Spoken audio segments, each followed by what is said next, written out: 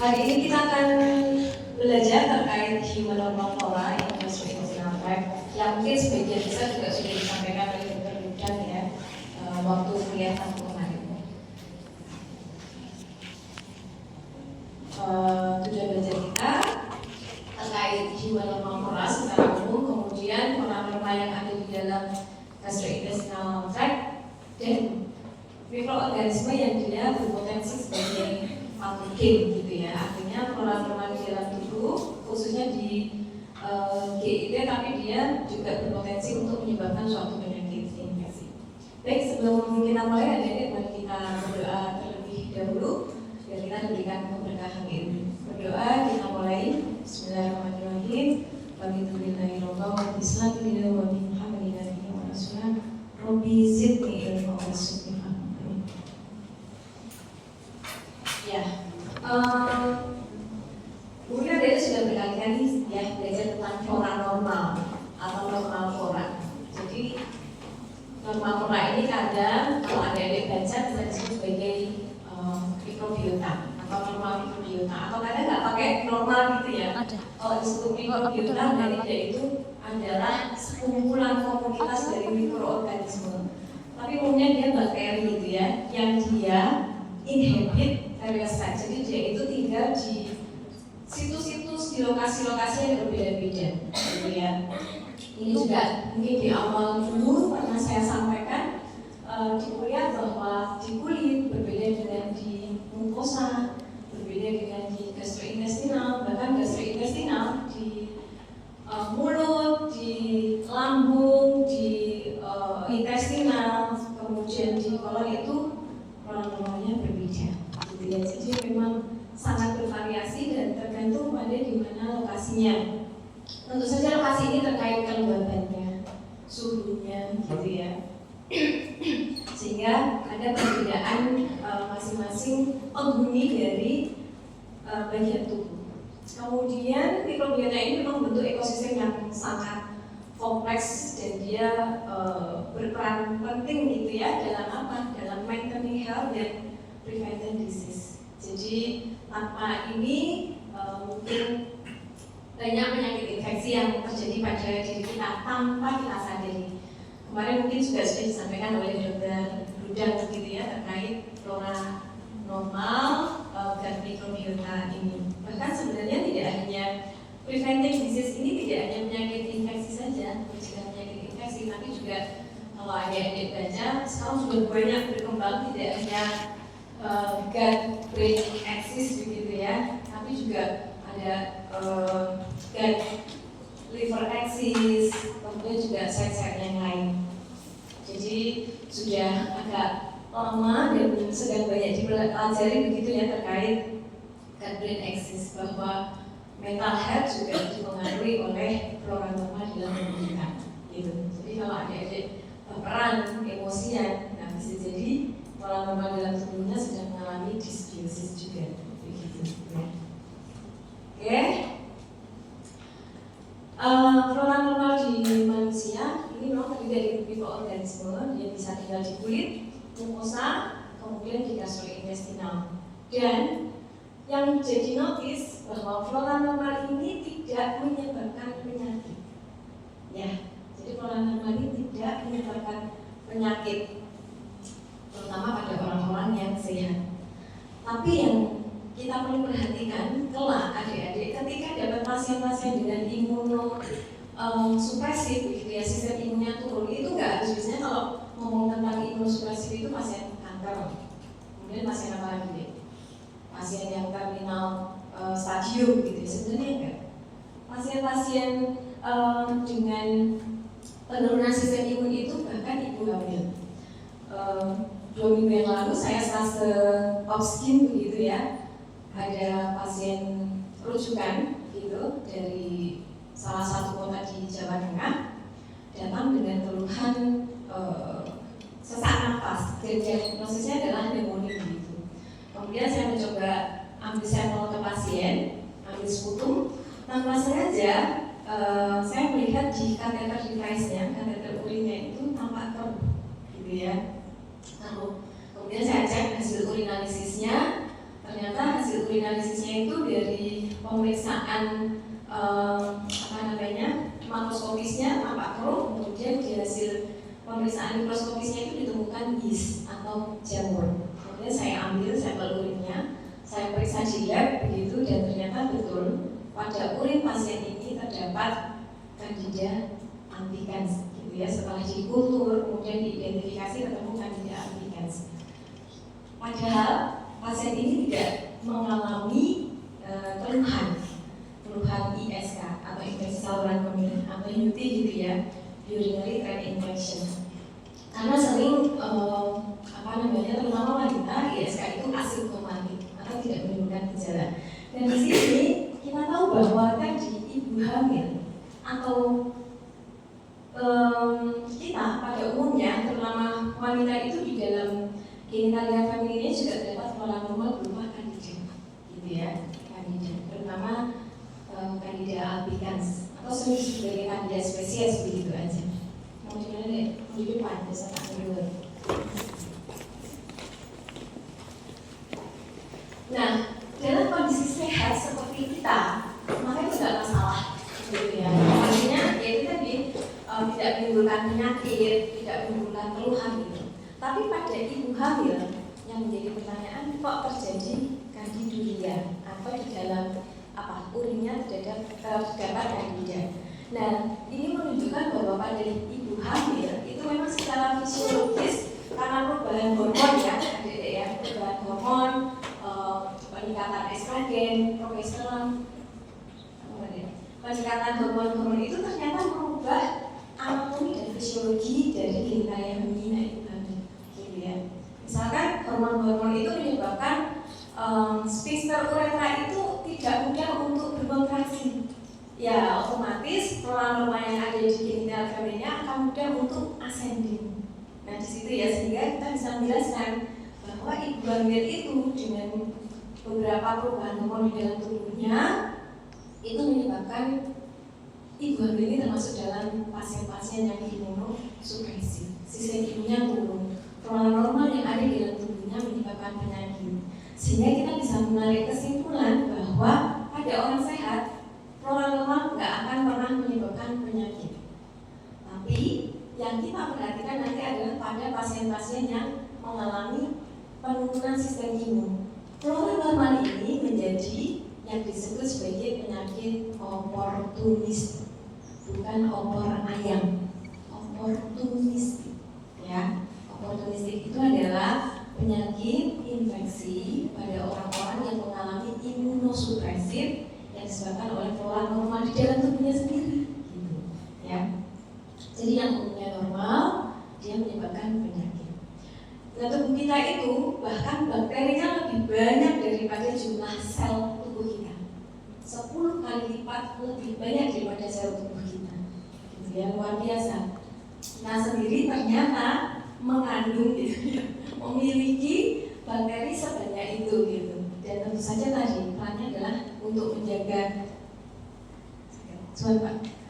kesehatan dan mencegah penyakit. Tidak hanya penyakit infeksi, tapi juga penyakit yang lain gitu. Nah, kalau terkait yang terakhir ini deh, bahwa flora normal itu hanya terdiri dari bakteri, bukan hanya ya. Referensinya agak berbeda-beda, tapi ini mungkin akan membuka wawasan kita gitu, bahwa umumnya flora normal itu berupa bakteri gitu. Tapi di referensi lain, jamur, kayak jamur ya oke lah ya, kayak Candida itu kan jadi flora normal. Malassezia furfur yang ada di kulit penyebab Pityrialis versicolor, panu, itu juga flora normal di dalam tubuh kita, di kulit gitu ya. Nah, yang menjadi pertanyaan dan mungkin kita perbanyak referensi gitu ya, ini menunjukkan bahwa protozoa dan virus itu juga ada yang menjadi flora normal dalam tubuh kita. Nah, ini saya juga harus mencari lagi ya, ini protozoa yang mana gitu ya, yang menyebabkan bukan yang menyebabkan, yang merupakan flora normal dalam tubuh kita. Dimana kita kemarin sudah belajar ya bahwa protozoa helminth seringkali dia menjadi parasit di dalam tubuh kita. Kalau parasit tentu saja bukan flora normal, gitu kan. Termasuk juga virus. Mungkin virus sebenarnya sudah agak berkembang itu tentang bacteriofag begitu ya Dek ya. Tapi ya udah, ini memang menjadi pertanyaan kita, dan ternyata ilmu itu selalu berkembang gitu Dek ya. Yang kalau kita nggak baca maka kita nggak tahu. Kita lanjutkan yang berikutnya, ini beberapa distribusi flora-flora dalam tubuh kita. Berdesainnya di dalam tubuh kita ada di kulit, kemudian di mulut gitu ya, di hidung, faring, konjungtiva, di lambung, kemudian di intestinal, kemudian juga di vagina. Dan ini merupakan beberapa predominan flora. Ya mungkin tidak semua ini harus adik-adik hafal gitu ya, tapi yang paling sering misalkan kulit, Staphylococcus, bagaimana kita sudah cek ya kemarin adik-adik melakukan kultur begitu dari naras anterior, kemudian juga dari cap tangan gitu. Kebanyakan adalah Staphylococcus, Micrococcus gitu. Kemudian sebenarnya ada juga beberapa bakteri yang lain begitu, dan tentu saja non patogen. Kemudian flora normal ini dia harus berada di body site-nya, harus berada di rumahnya gitu ya. Kalau dia nggak berada di rumahnya, maka itu akan menyebabkan suatu infeksi. Infeksi akan menyebabkan penyakit infeksi. Suatu saat kita akan belajar tentang sistem imun lebih banyak lagi gitu ya, karena adik-adik belum mempelajari tentang sistem imun. Secara umum kita tahu bahwa flora normal ini harus ada di tempatnya. Kemudian kalau dia masuk ke dalam tubuh, harusnya dihadapi oleh tentara-tentara sistem imun tubuh kita, sehingga tidak menyebabkan penyakit lebih lanjut. Tapi kalau sistem imun kita turun, maka dia akan berlanjut untuk tumbuh berkembang biak dan menyebabkan suatu penyakit. Lihat. Nah ini mungkin sekilas saja, berat sudah dijelaskan oleh Dr. Ludang terkait flora normal. Itu sebenarnya sudah mulai ada sejak bayi dilahirkan, gitu ya, neonates, gitu. Jadi ketika bayi dilahirkan, proses persalinannya itu akan mempengaruhi flora normal yang dimiliki oleh bayi. Bayi yang dilahirkan pervaginan, maka dia akan kontak dengan mukosa vagina itu, kulit itu, yang tentu saja di sana awal tadi ya Dede ya, di mukosa dan kulit itu ada flora normal. Jadi bayi ini akan kontak dengan flora normal di dalam vagina ibu yang melahirkan. Tentu saja berbeda dengan bayi yang dilahirkan secara seksio sesarien, gitu ya. Jadi yang dilahirkan secara SC, dilahirkan secara pervaginam, flora normal yang ada di dalam tubuhnya itu berbeda. Gitu. Dilanjut lagi dengan bagaimana proses pemberian air susu. Jadi ketika bayi diberikan ASI langsung begitu ya, dari ibu areola mami, itu juga mulut bayi kontak dengan areola mami dari ibu, lagi-lagi flora normal dari ibu masuk ke bayi, gitu. Sedangkan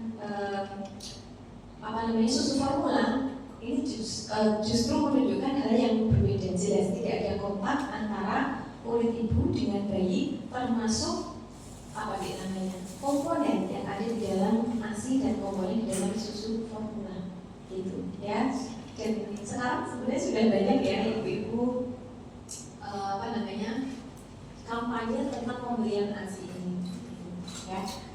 Itu kemudian sampai dengan dewasa, beranjak dewasa, maka perkembangan dari flora normal itu di dalam tubuh itu juga semakin berkembang, gitu ya, semakin lengkap. Jadi dipengaruhi oleh bahkan saat kehamilan sendiri, makanan ibu, kemudian ibu menggunakan antibiotik atau tidak, genetiknya, atau ibu mengalami infeksi, gitu ya. Infeksi apa kemarin kalau ibu berjalan ada infeksi secara vertikal, gitu ya.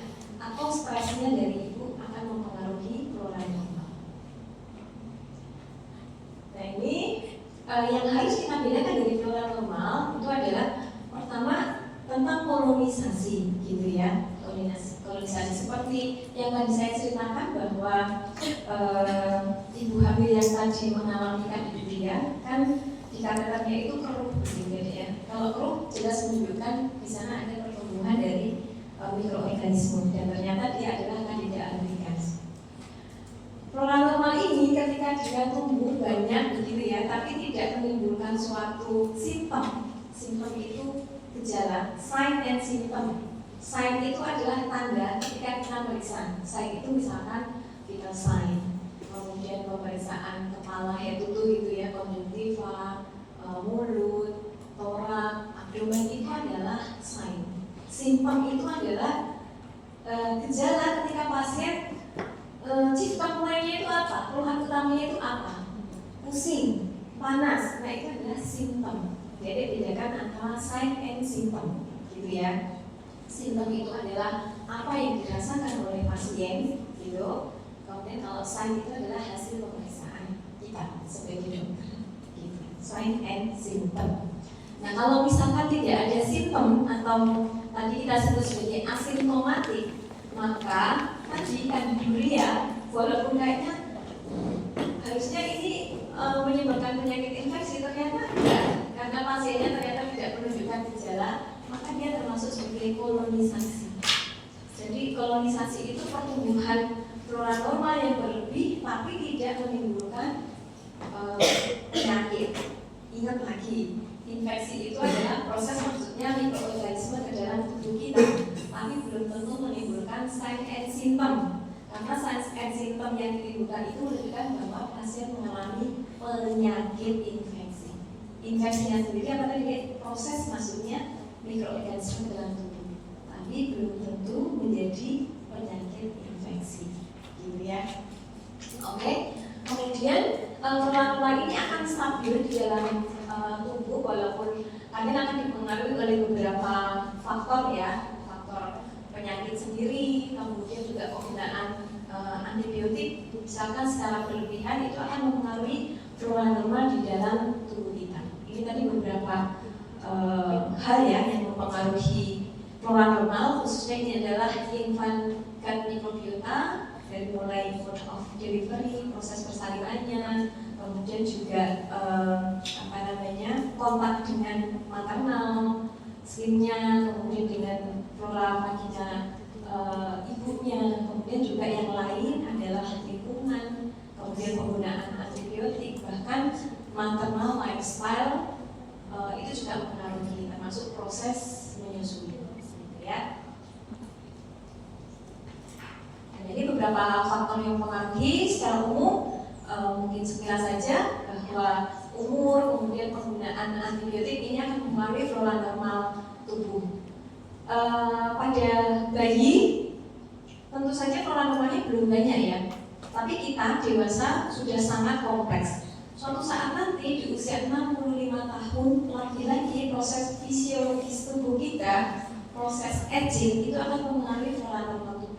Sehingga bayi atau elderly itu menjadi orang-orang yang rentan untuk mengalami infeksi. Salah satunya flora normalnya mengalami perubahan, gitu ya. Jadi anak-anak kemudian juga elderly itu rentan mengalami penyakit karena sudah ada perubahan dari mikrobiota di dalam tubuhnya.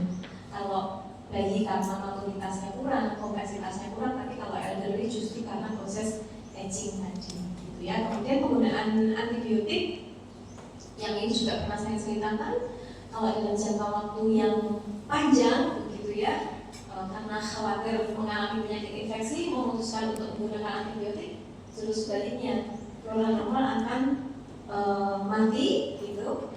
Dan kemudian flora menimbulkan penyakit infeksi, atau yang sering saya sebut juga dan mungkin di beberapa ujian yang lalu seringkali prosedur divisir ini menyebabkan penyakit infeksi karena penggunaan antibiotik dalam jangka waktu panjang.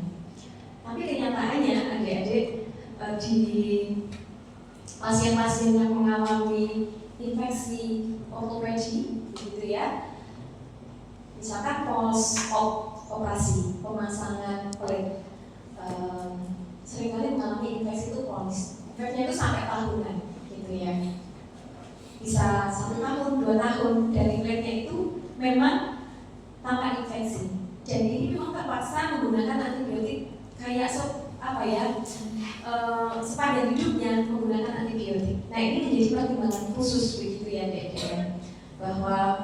oh ternyata ada kasus-kasus tertentu itu yang memang butuh antibiotik dalam jangka waktu panjang, di mana kita bisa mempertimbangkan keuntungan dan kerugian. Memang tidak semuanya ketika menggunakan antibiotik, misalkan clindamycin ya, yang seringkali menyebabkan pertumbuhan Clostridium difficile itu meningkat, enggak pada semua orang itu terjadi.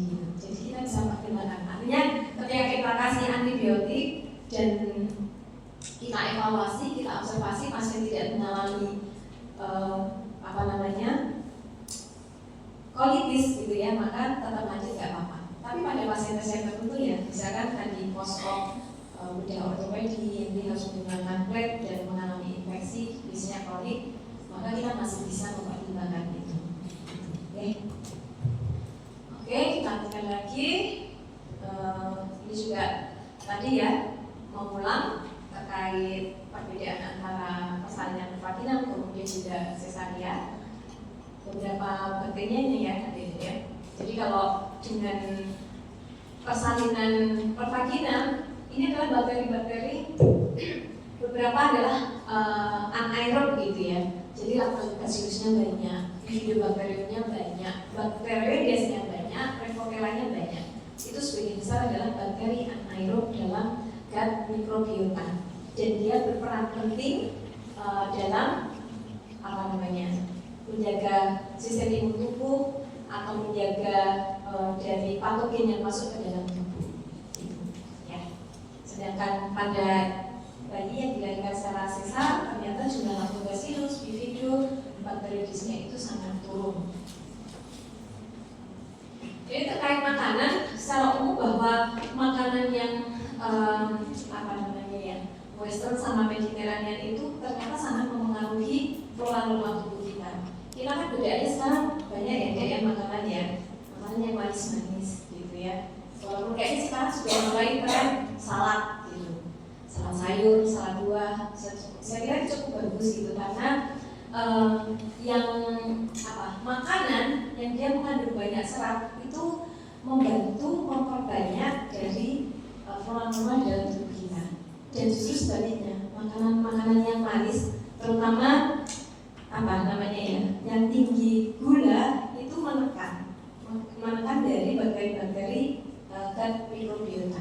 Kenapa? Karena yang Mediterranean diet dia akan menghasilkan short chain fatty acid, kemudian juga neurotransmitter GABA, vitamin, polifenol itu juga merupakan antimikroba yang dihasilkan oleh mikroorganisme gitu ya. Jadi di dalam tubuh kita flora normal itu juga menghasilkan antimikroba alami, bukan antimikroba yang sintetik yang kita kenal misalkan amoxicillin dan lain sebagainya. Nah berbeda dengan yang Western diet gitu ya, ini godaannya banyak kan makan-makan saat ini ya. Saya nggak tahu seblak itu kayaknya masuknya di Western diet atau mana itu.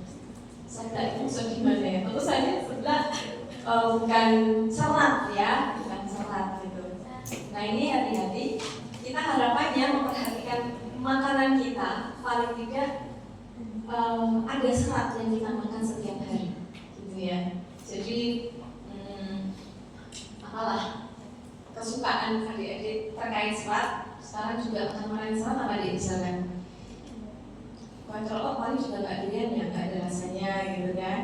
Sama lagi makanan-makanan yang berserat ya. Sayur pahit, nggak doyan lagi. Sop, ya sop sama bayam gitu ya. Itu anaknya cuma requestnya sop sama bayam gitu. Tapi masih mending, yang penting ada sayur itu tadi ya. Gitu. Jadi mari kita perhatikan apa yang kita makan, karena itu tadi makanan yang kita makan akan mempengaruhi flora normal dalam tubuh kita. Lagi-lagi flora normal dalam tubuh kita akan mempengaruhi status kesehatan kita. Gitu. Dari hal yang sangat kecil. Ya sesekali boleh lah ya, adik-adik makan yang Western diet begitu, burger, kebab gitu. Tapi ternyata dia menyebabkan dysbiosis, ketidakseimbangan flora normal di dalam tubuh. Nah, flora normal di dalam tubuh kita dibagi menjadi dua, residen dan transient. Residen itu apa? Residen itu adalah flora normal yang kalau adik-adik kemarin kultur dari tangan gitu dicap di media, maka bakteri itu adalah bakteri yang resident. Artinya dia memang tinggalnya di situ. Ketika nanti kita lakukan pembersihan, entah menggunakan antiseptik, sabun, dia memang hilang, tapi akan segera balik lagi. Nah itu adalah resident, gitu. Dan balik lagi sesuai dengan perhitungan jumlahnya. Jadi tidak akan berlebih kecuali tadi ada kondisi penyakit-penyakit tertentu yang menyebabkan dia overgrowth. Nah itu adalah resident, ya. Sedangkan transient itu adalah sebenarnya jadi flora normal di dalam tubuh kita, tapi dia berpotensi sebagai patogen dan tanpa sengaja itu masuk ke dalam tubuh kita. Yang paling sering jadi contoh misalkan Salmonella typhi, ya, Salmonella typhi penyebab demam tifoid itu harusnya nggak ada di dalam tubuh kita, harusnya. Tapi ketika kita makan makanan yang terkontaminasi oleh bakteri Salmonella typhi, kemudian kita mengalami infeksi. Nah, ketika kita mengalami infeksi, bakteri itu kan beredar di dalam tubuh, bakteri gitu ya, yang mungkin akan menimbulkan gejala demam gitu, nyeri kepala dan lain sebagainya. Kita belum detail ke sign and symptom. Kemudian si Salmonella typhi ini akan menuju pada site anatomi, yaitu pada empedu. Nah dia tinggal di sana, tinggal seumur hidup. Jadi awalnya kan nggak punya kita Salmonella typhi, tapi karena kita makan makanan yang terkontaminasi, kemudian dia tinggal di empedu dan berikutnya tidak menimbulkan sakit bagi orang yang memiliki Salmonella typhi. Gitu. Hanya awal tadi aja penyakitnya, demam dan lain sebagainya tadi. Tapi berikutnya pasien yang sudah pernah terinfeksi oleh Salmonella typhi, adik-adik yang sudah pernah mengalami tipes begitu ya, maka adik-adik disebut sebagai karier atau pembawa, gitu ya. Jadi dalam tubuhnya itu ada Salmonella typhi dan itu bisa menularkan ke orang lain, gitu ya. Tapi udah nggak sakit, tapi ada di dalam tubuhnya yang seharusnya nggak ada. Nah itu disebut transient. Dan jelas ya bedanya ya. Kalau resident itu kayak udah dikasih Allah nih, udah ada dalam tubuh kita. Ketika kita mandi, kita bersihkan, dia akan hilang, tapi akan segera balik lagi.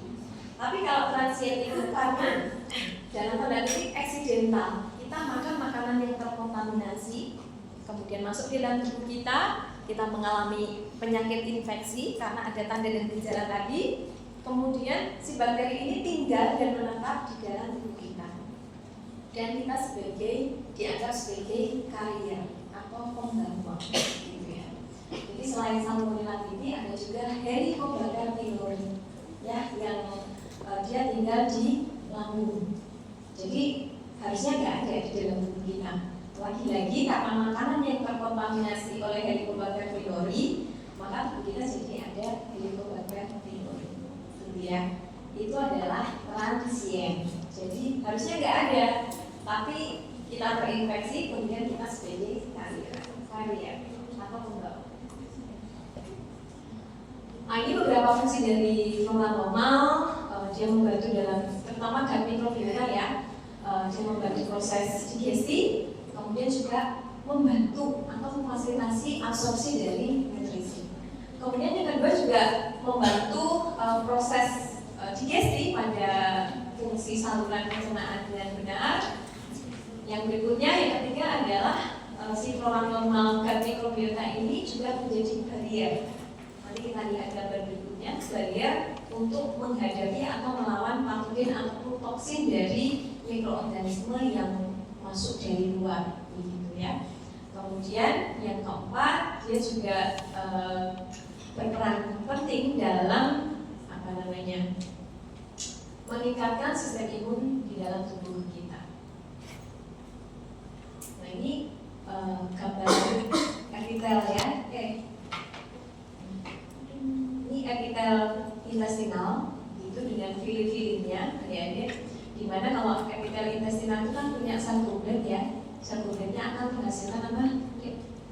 Masih ingat tutorialnya atau apa? Mukus ya, mukus. Nah, mukus itu akan melapisi permukaan dari epitel intestinal ini. Jadi mukus akan melapisi di sini. dia akan bekerja sama dengan flora normal. Untuk apa? Untuk fungsi proteksi dari ini adalah patogen gitu yang masuk, karena di sini sudah banyak mukus, kemudian flora normal, maka dia nggak bisa nempel, kemudian invasi lebih dalam gitu ya. Jadi dia melapisi dari epithel intestinal. Kemudian flora normal ini juga menghasilkan bakteriosin, jadi menghasilkan antimikroba yang juga fungsinya untuk melawan patogen yang masuk ke dalam tubuh kita. Kemudian dia juga bisa menstimulasi sistem imun.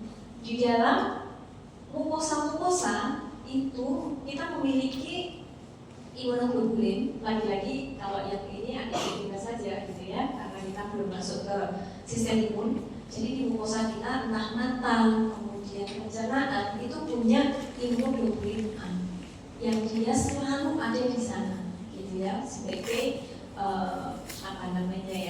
tentara untuk menghadapi patogen ketika ada yang masuk, gitu.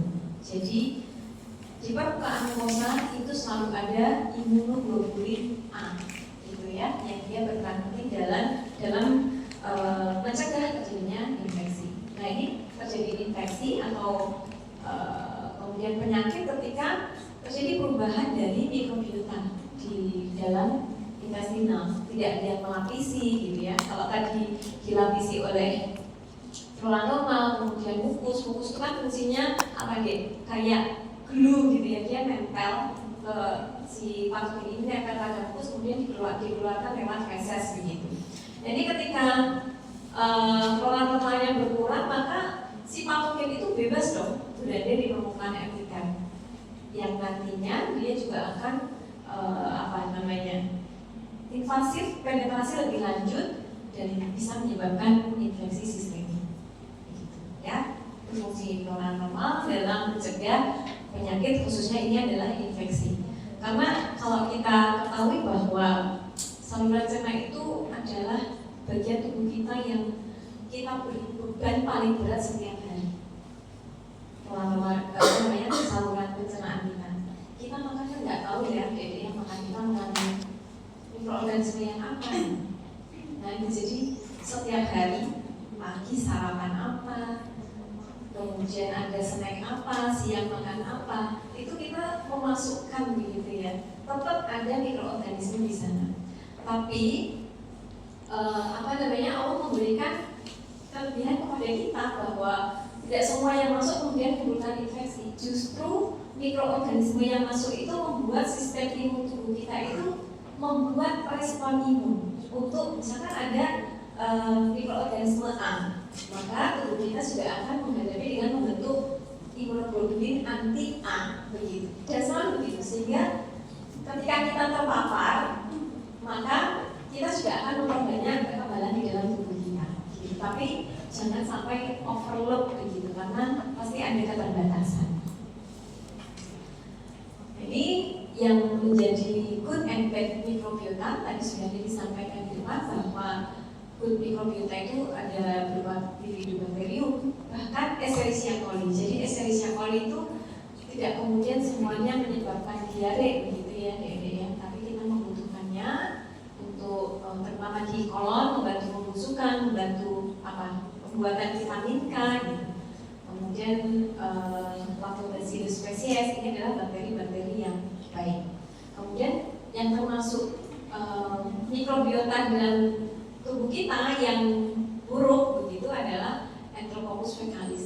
Enterococcus fecalis ini juga seringkali menjadi penyebab penyakit infeksi pada manusia, terutama ketika dirawat di rumah sakit. Nah, ini tadi muncul lagi Clostridium difficile dan juga Campylobacter. Nah, bakteri-bakteri baik ini akan memproduksi short chain fatty acid begitu ya, yang diperlukan oleh tubuh kita. Kemudian juga regulasi dari sistem imun, memberikan respon. Di sini adalah mencegah terjadinya inflamasi, kemudian juga menjaga keseimbangan.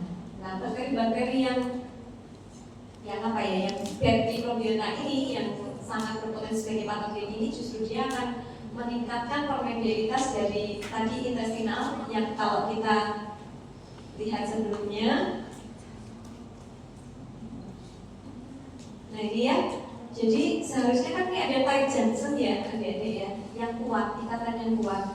Tapi ketika bad microbiota banyak terjadi, di sini terjadi peningkatan permeabilitas renggang. Kalau permeabilitasnya renggang, tentu saja ini akan jadi pintu keluar masuknya mikroorganisme, gitu ya. Sehingga dia disebut meningkatkan permeabilitas intestinal. Kemudian juga menyebabkan proses inflamasi. Oke, lanjut lagi bahwa flora normal ini bisa beraktif gitu ya secara klinis tadi, dia bisa menyebabkan penyakit oportunistik. Kondisi di mana terjadi pada pasien-pasien yang mengalami imunosupresan, ibu hamil, pasien-pasien dengan diabetes mellitus, ya, pasien diabetes mellitus itu sekarang prevalensinya juga meningkat ya dek, bahkan pada usia yang masih muda. Lagi-lagi terkait apa diet. Jadi tidak hanya adik kan juga belajar tentang apa dia sel di pankreas ya, penghasil insulin begitu. Selain genetik, lifestyle juga mempengaruhi kemungkinan terjadi diabetes mellitus. Dan sekarang usia-usia muda banyak yang mengalami diabetes mellitus. Mungkin adik-adik itu sehari itu berapa kali minum teh jumbo begitu ya. Nah berarti berapa banyak kalori yang masuk, gula yang masuk gitu. Lagi-lagi akan mengalami flora normal. Nah, mumpung masih muda, ayo kita perhatikan apa yang kita makan gitu. Karena kalau sudah apa namanya terjadi suatu kondisi kelainan itu sangat susah gitu ya. Oke, jadi infeksi oportunistik ini disebabkan oleh flora normal yang dia menjadi patogen gitu ya, karena ada proses imunosupresi. Nah ini gambaran yang tadi saya sebutkan, prosedur divisil di mana dia adalah flora normal di dalam tubuh. Tapi karena penggunaan antibiotik jangka panjang dia akan menyebabkan kolitis, gitu ya, kolitis pseudomembranosa. Ini kalau dilakukan pemeriksaan endoskopi begitu, nah ini ada banyak pseudomembranosa. Ini gejalanya berupa diare. Ya. Padahal minum antibiotik kok diare, dan justru minum antibiotiknya itu yang menyebabkan kolitis pseudomembranosa. Kemudian kita mengenal tentang flora normal. Di saluran sama kita, yang jadi juga sudah belajar tentang gastrointestinal tract, apa aja organnya dari mulut, faring, esofagus, lambung, kemudian small intestine, large intestine, rectum, dan anus. Mungkin beberapa organ aksesorisnya secara anatomi yang jadi juga sudah belajar.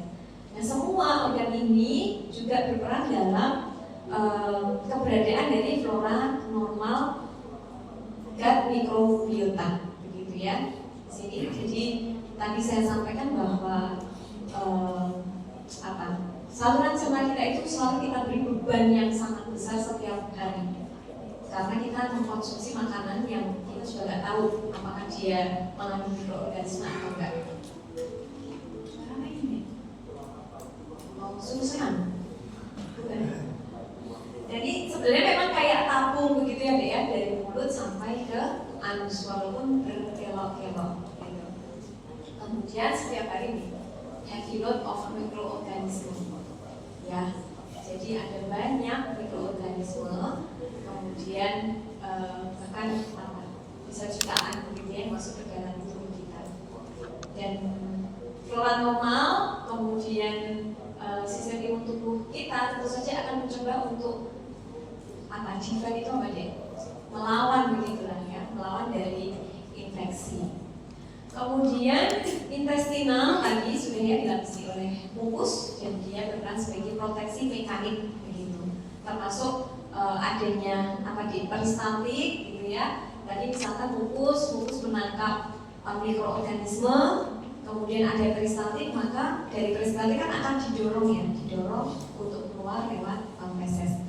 Kemudian ini tadi imunoglobulin A yang selalu ada pada mukosa, termasuk juga intestinal surface. Ini muscular walls, peristaltik tadi, kemudian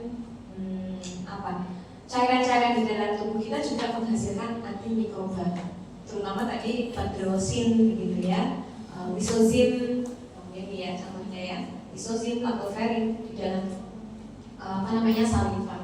Mungkin adik-adik dulu waktu kecil ada pengalaman kalau luka itu malah dikasih ludah gitu ya, ada ya kayak gitu, ada nggak?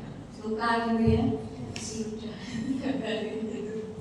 Ya make sense sih karena di ludah itu ada lisozim gitu ya, ada lactoferrin gitu. Tapi ingat juga ada pronormal gitu, padahal pronormal kalau nggak di tempatnya dia bisa menyebabkan penyakit. Jadi tinggalkan ya mengatasi luka dengan menggunakan saliva. Kemudian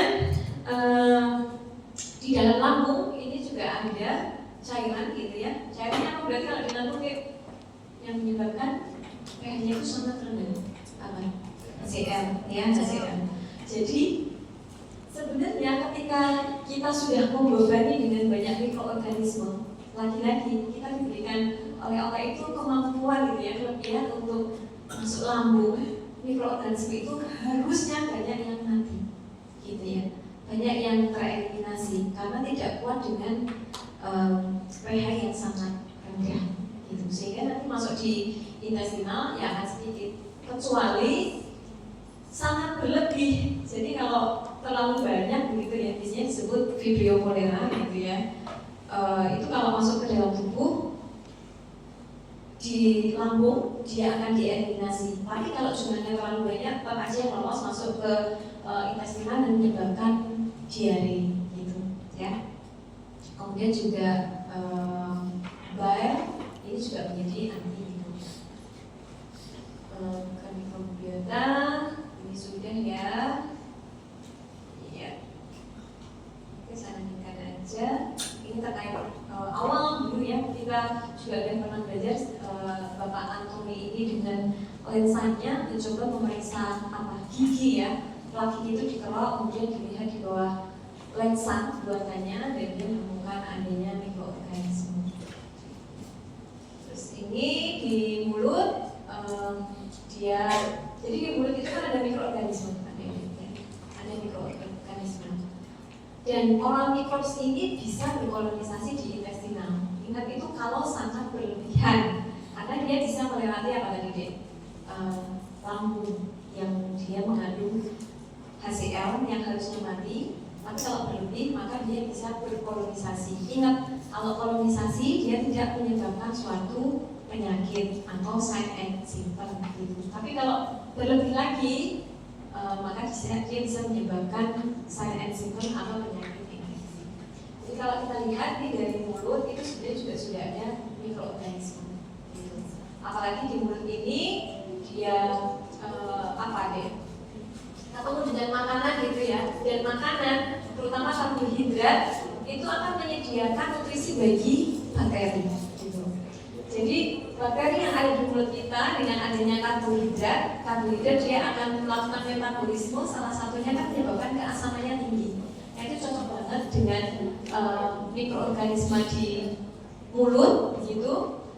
Kalau dilanjutkan maka dia akan menyebabkan plak atau mungkin kalau kamu mengalami inflamasi itu tadi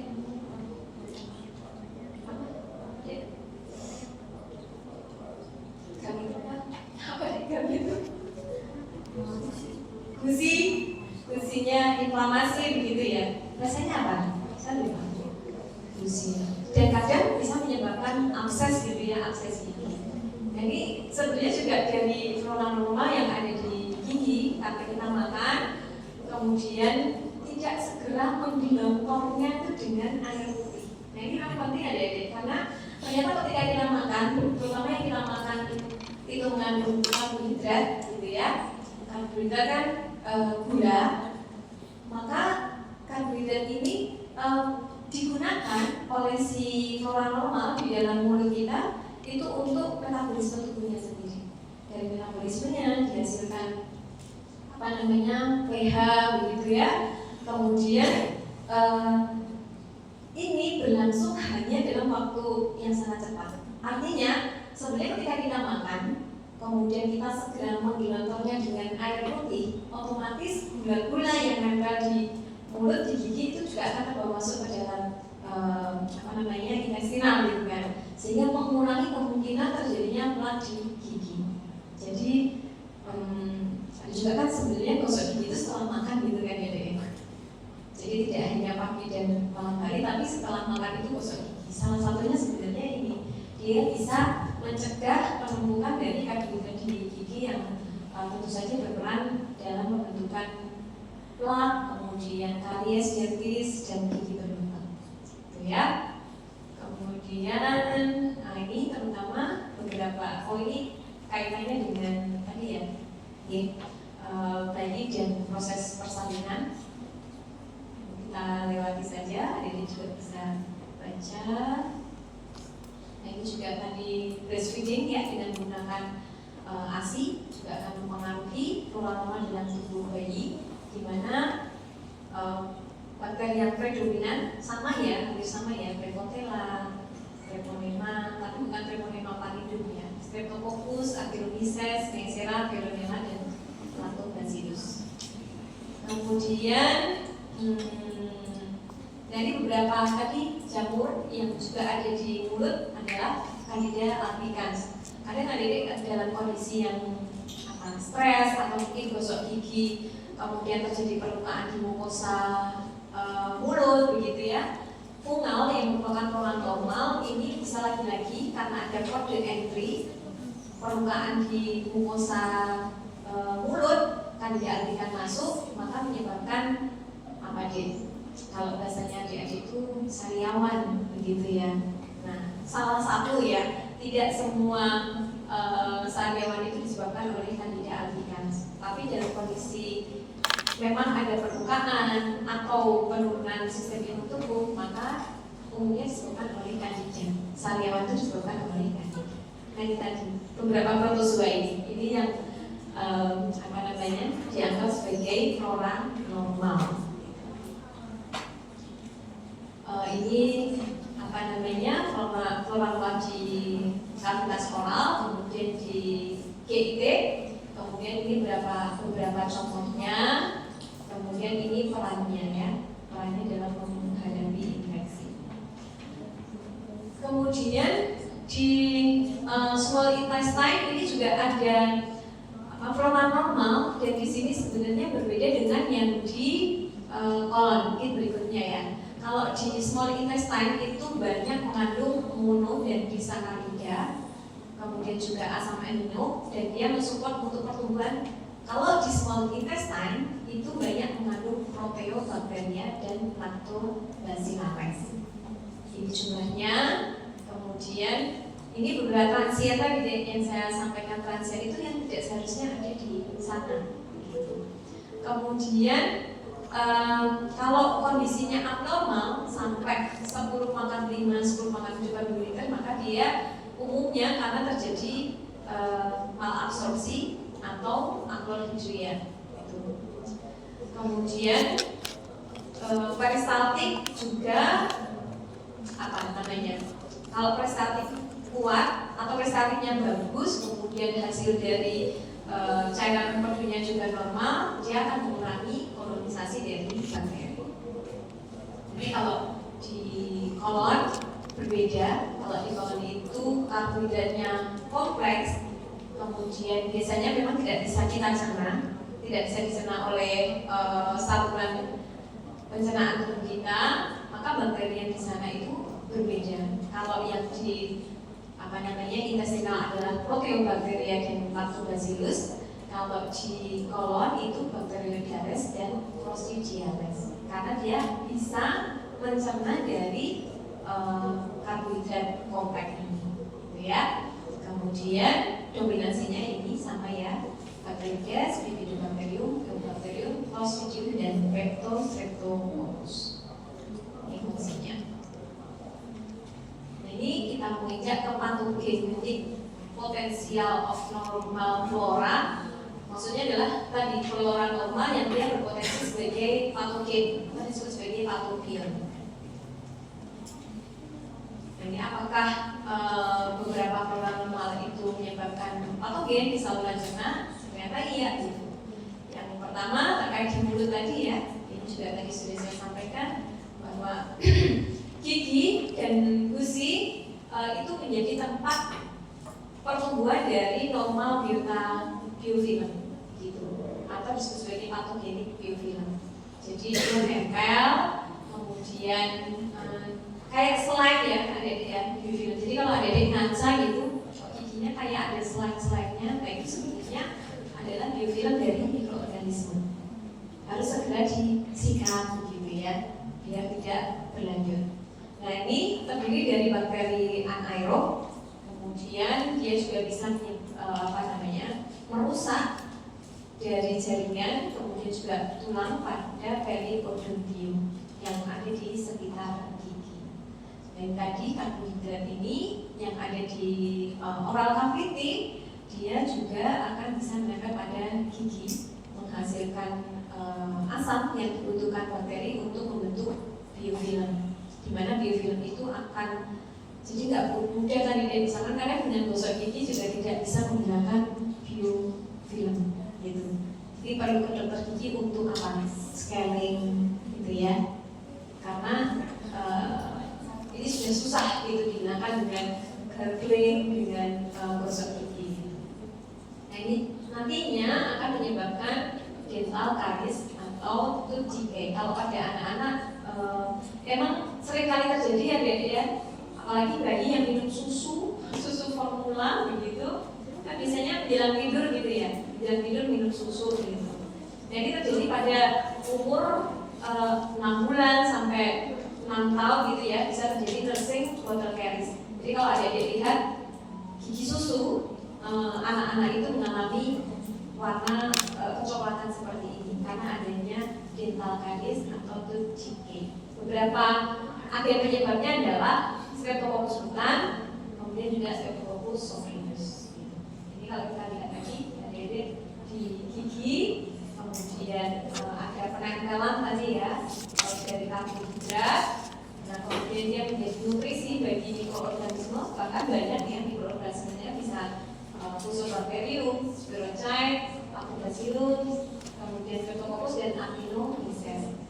Nah ini tadi dia semakin lama semakin melubangi. Kalau sampai awalnya memang tidak sakit, tidak menyebabkan nyeri gigi, tapi begitu sampai ke saraf akan menyebabkan nyeri pada gigi.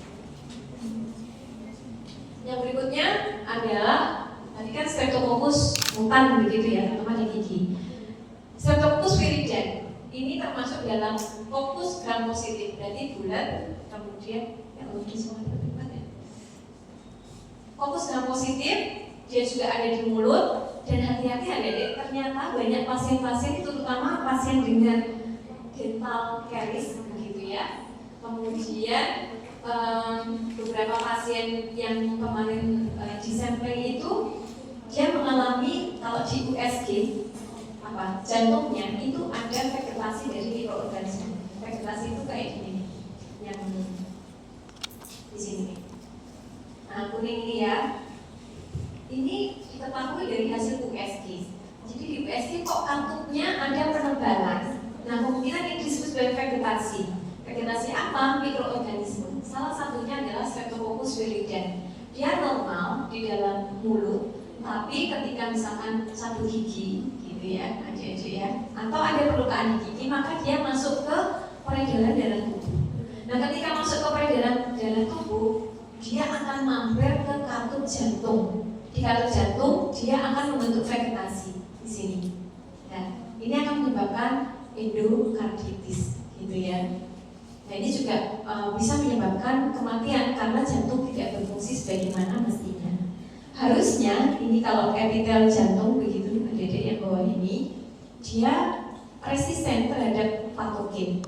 Tapi ketika patogen salah satunya adalah Streptococcus viridans, ingat walaupun dia flora normal, karena dia itu beredar ke dalam tubuh, kemudian nempel bacterial adhesion, gitu ya. Jadi dia nempel pada katup jantung. Beberapa faktor risikonya, misalkan orang-orang yang menggunakan kering, kelainan jantung, tapi dia pasang kering begitu ya, dia beresiko untuk ditempeli oleh bakteri ini. Kemudian bakteri yang sudah menempel tentu saja dia akan menimbulkan respon inflamasi. Dia akan memanggil sitokin proinflamasi. Lama-kelamaan dia akan merusak epitel di sini. Nah, muncullah vegetasi formasi atau pembentukan vegetasi yang dia nanti akan mengganggu fungsi dari jantung. Nah, saat dia lepas kemudian beredar dalam tubuh akan menyebabkan munculnya demam. Ini Streptococcus viridans ini ada banyak, ada Streptococcus vitis, sanguinis, salivarius, dan mutan. Kalau kita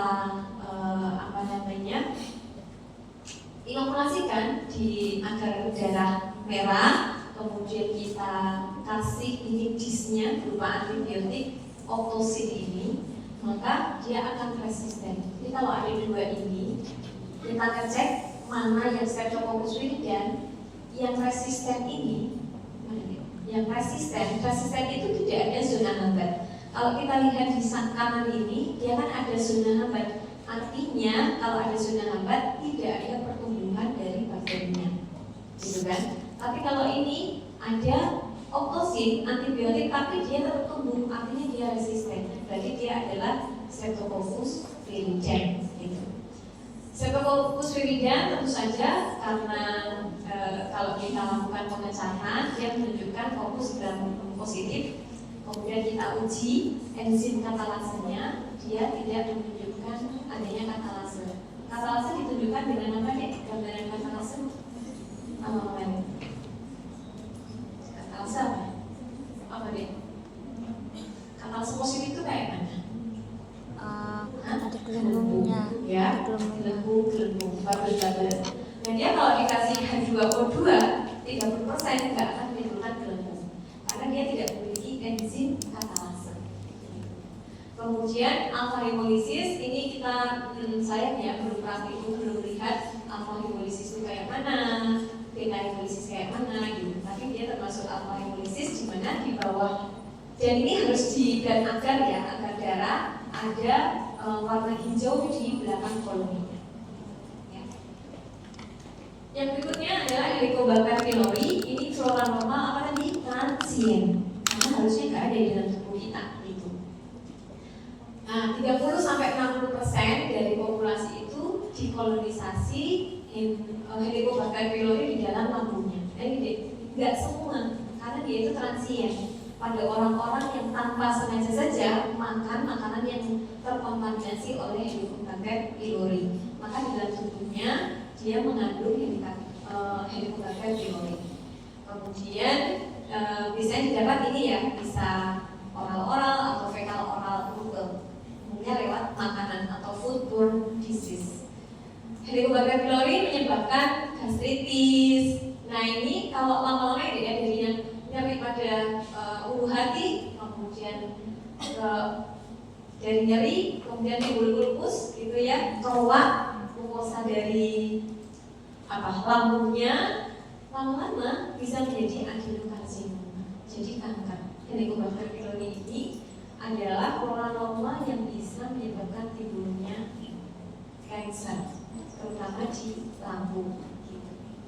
Tapi meskipun dia bisa menimbulkan kanker, SMA itu kan sangat pendek begitu ya jaraknya. Ketika salah membersihkan setelah BAB gitu ya, maka dia bisa berpindah dari kolon masuk ke saluran urinari, kemudian akan menyebabkan ISK gitu ya, urinary tract infection. Biasanya karena proses ascending, dia naik begitu. Yang lain dia bisa menyebabkan diare dan lain sebagainya.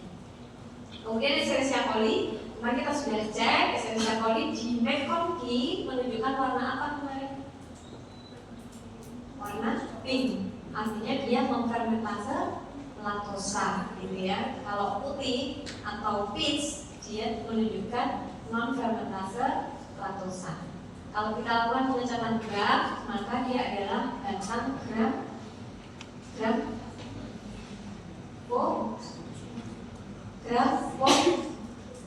negatif ya. kemudian oksidasi tesnya dia positif. Kemudian enterococcus fecalis ini juga flora normal di dalam tubuh, termasuk gram positif. Susunannya adalah bisa ini ya, berderet begitu. Kemudian kalau kita lihat katalasenya negatif gitu. Nah, hati-hati, ini tadi dia akan meningkat pada pasien-pasien elderly dan imunokompromis gitu, terutama yang dirawat di rumah sakit dan penggunaan antibiotik jangka panjang. Dan enterococcus fecalis ini juga dapat menghasilkan biofilm yang tentu saja kan semakin menyusahkan terapi infeksi yang disebabkan oleh enterococcus fecalis. Ya, lanjut lagi, masih ada berapa? Bacterius fragilis yang menyebabkan peritonitis, termasuk gram negatif bakteria dan anaerob. Ya. Kalau anaerob seringkali dia menyebabkan apa dia? Luka-luka yang tertutup ya, akses, bisa disebutkan yang kebukaan, bukan jelas bukan disebabkan oleh anaerob. Tidak terlalu jelas ya, bahkan gram negatif. Terakhir, prosedur divisil tadi sudah banyak saya singgung ya, dia gram positif bacillus, makanya umum. Kemudian dia membentuk spora, sporanya sangat besar, kemudian di subterminal ini tapi nggak terlalu kelihatan ya sporanya.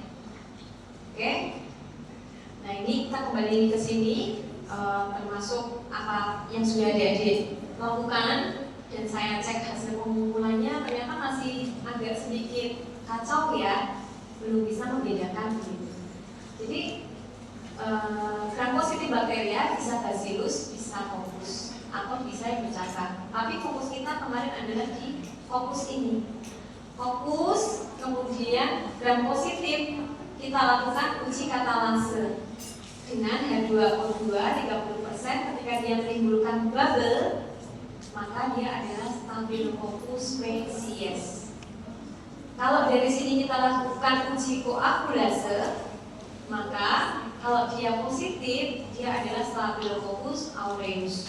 Jadi ada gumpalan-gumpalan putih karena dia merubah fibrin menjadi fibrinogen.